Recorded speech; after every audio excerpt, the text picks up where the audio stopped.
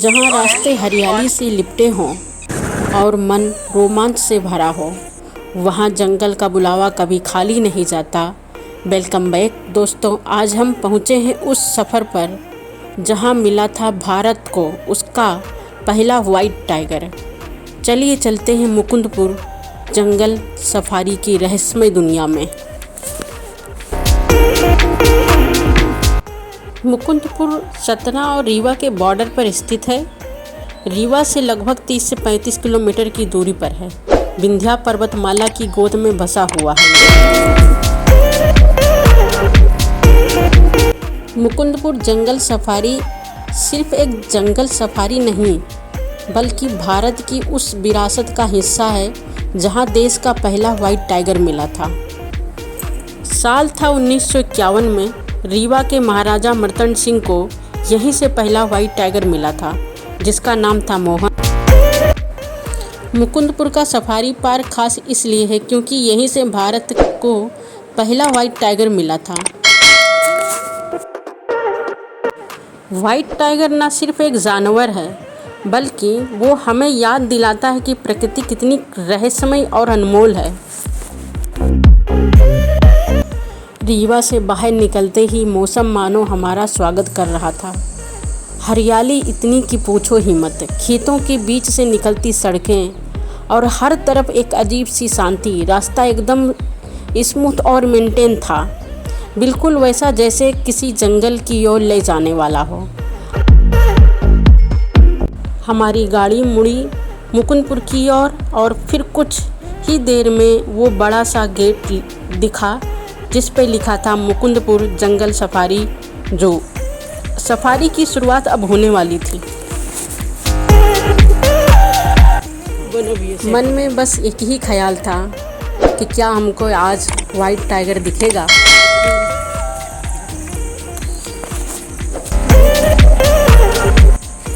इस जगह पर टिकट प्राइस पूरी तरीके से लिखे गए हैं। आपको जो भी आपको यहाँ एडवेंचर करना है वो सारे प्राइस वहीं पे लिखा गए हैं। उसके बाद आपको यहाँ बैग जमा करना है या आपका जो भी सामान पर्सनल है आप यहाँ रख सकते हैं, और रखने के बाद आप सीधा अंदर जा सकते हैं। यहाँ पर आपको वो सारी चीज़ें मिलेंगी जो इस जंगल सफारी के साथ आपको काम आ सकता है। जैसे आपको टोपी मिल सकती है और यहाँ पर ये सब बने हुए शो पीस मिल सकते हैं। बस वाइट टाइगर भी आपको यहीं से मिल जाएगा अगर आप अपने घर में शो पीस की तरह लगाना चाहते हैं तो। बस दिक्कत एक ही चीज़ की है, थोड़ा महंगा है।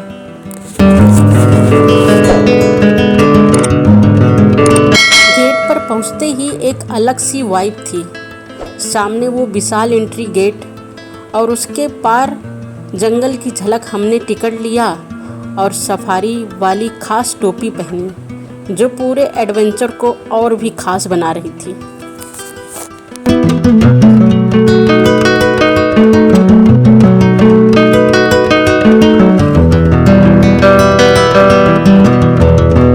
जंगल घूमने के लिए हमने यहीं से बैटरी ऑटो बुक किया जो हमको ये पूरे जंगल का सफ़र कराएगी। जैसे ही ऑटो ने जंगल का रास्ता पकड़ा, हमारे चारों ओर घना सन्नाटा और पेड़ों की सरसराहट थी। हवा में मिट्टी और पत्तों की खुशबू थी। हर मोड़ पर लग रहा था अभी कुछ दिखेगा, कुछ बड़ा दिखेगा।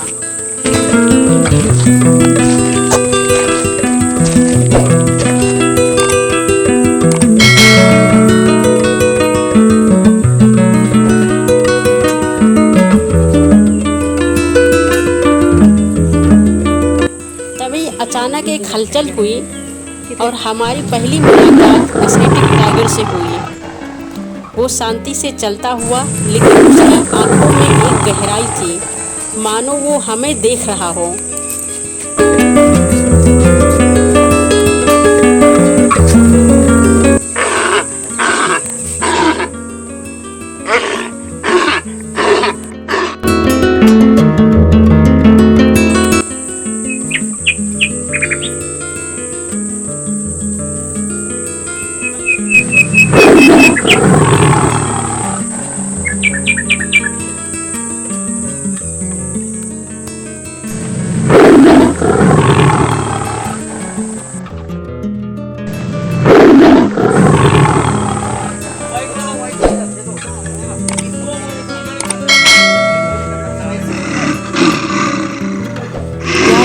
लेकिन आज मैंने पहली बार इतने नज़दीक से देखा। और बचपन में जब हम बहुत देर तक जगा करते थे या बहुत देर तक हम खेला कूदा करते थे और सोते नहीं थे, तो हमारे घर वाले कहते थे कि सो जा नहीं तो शेर आएगा खा जाएगा तुझे। आज सच में ये लगा कि शेर आएगा खा जाएगा, वो बात सच थी। अगर आ जाता तो खा ही लेता।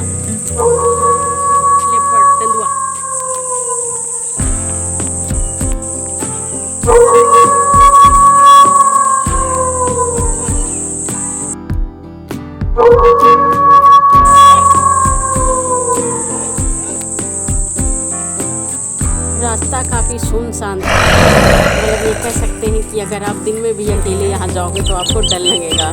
ऐसा रास्ता था और अंधेरा सा, जो आपको दिख रहा होगा कि कितना अंधेरा है। और उस अंधेरे के बाद एक उजाला आता है, उसी उजाले में हमारे भालू भैया यहीं बैठे हैं।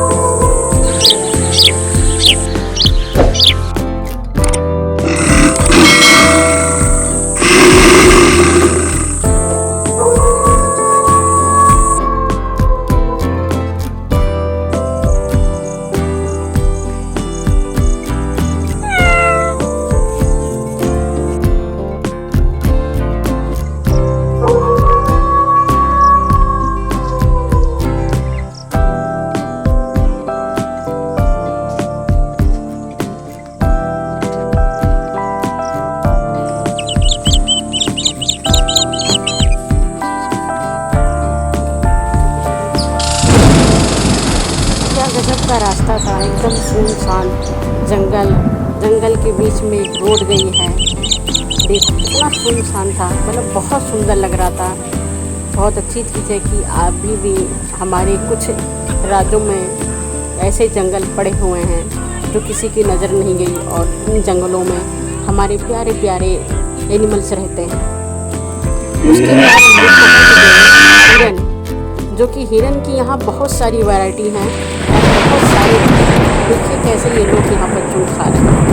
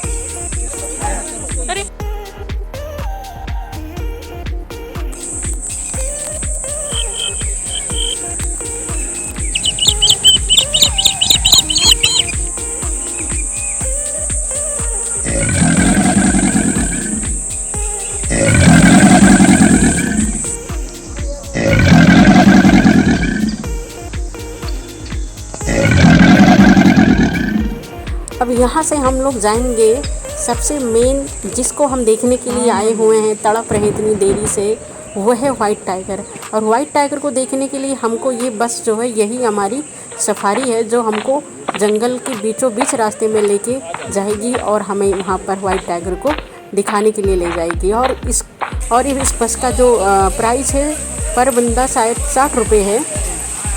तो बस हम लोग निकल गए हैं बड़े से जंगल की ओर और चलते हैं, देखते हैं कि हमको वाइट टाइगर दिखता है या नहीं दिखता है।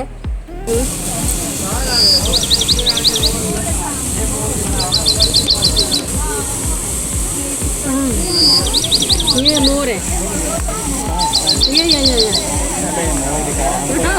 और हमें कुछ देर बाद वाइट टाइगर दिख गया। वाह क्या गजब नज़ारा था।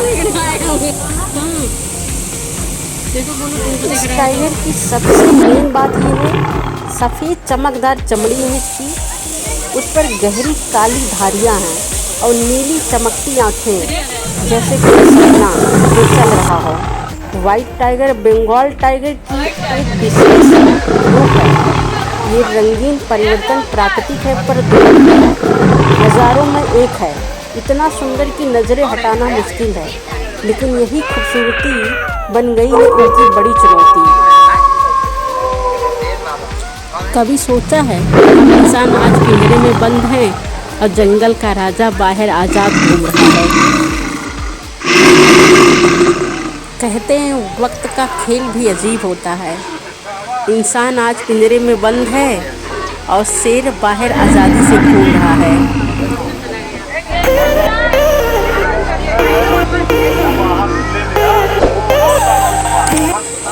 फिर हमने वाइट टाइगर देखा और वाइट टाइगर देखने के बाद जो फीलिंग थी वो शब्दों से बयां तो नहीं कर पाऊँगी, आप मेरी भावनाओं को समझो।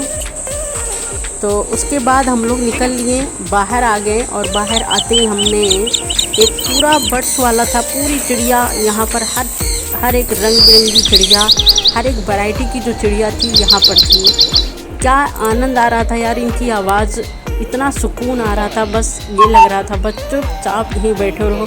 इतने प्रकार की, इतनी तरह की, इतनी डिफरेंट टाइप की, इतनी अच्छी अच्छी इनकी आवाज़ें थी।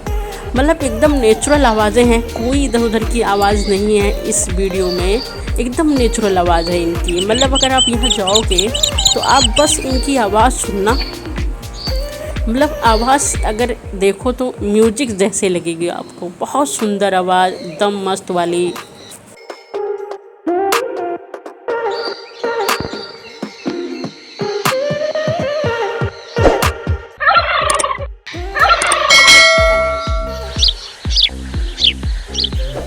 कारी वाली ये तो अपने यहाँ रहती है।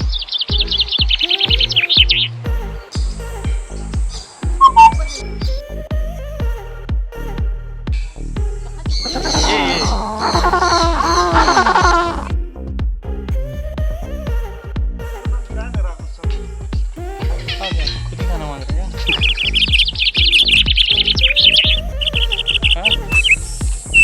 एग्जिट किधर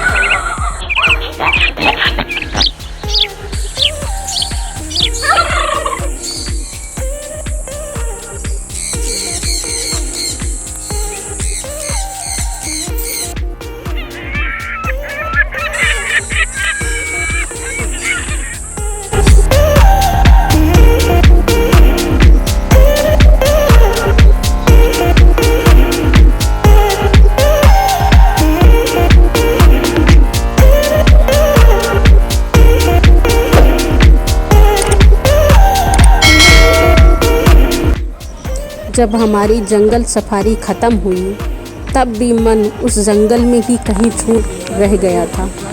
मुकुंदपुर ने सिर्फ जानवर नहीं दिखाए, इसने हमें जंगल की आत्मा से मिलवाया। अगर आप भी जंगल, जानवरों और रोमांच से प्यार करते हैं तो एक बार ज़रूर जाएं मुकुंदपुर जंगल सफारी में। क्या पता अगली बार टाइगर आपकी तरफ देखे और आप उसकी तरफ देखें।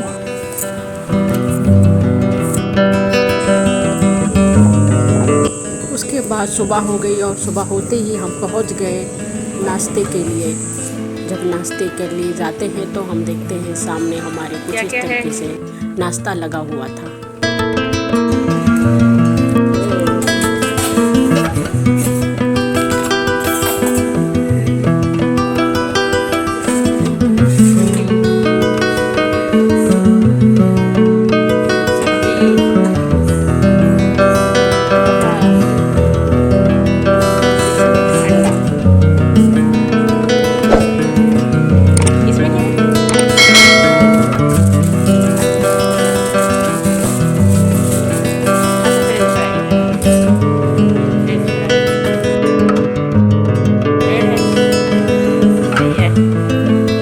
सुबह की चाय के साथ कुछ खामोशियाँ थीं, जैसे इस सफ़र को अलविदा कहने का मन नहीं था।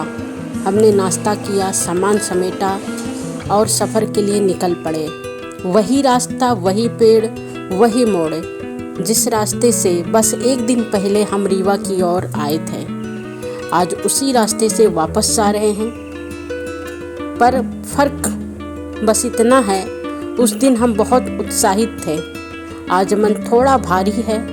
क्योंकि इस जंगल ने या इस रीवा ने या इस वाटरफॉल्स ने बहुत कुछ सिखाया, बहुत कुछ दिखाया, हमें इन सब चीज़ों से मिलवाया, बल्कि हमें प्रकृति की नज़दीक ले गया और खुद से भी।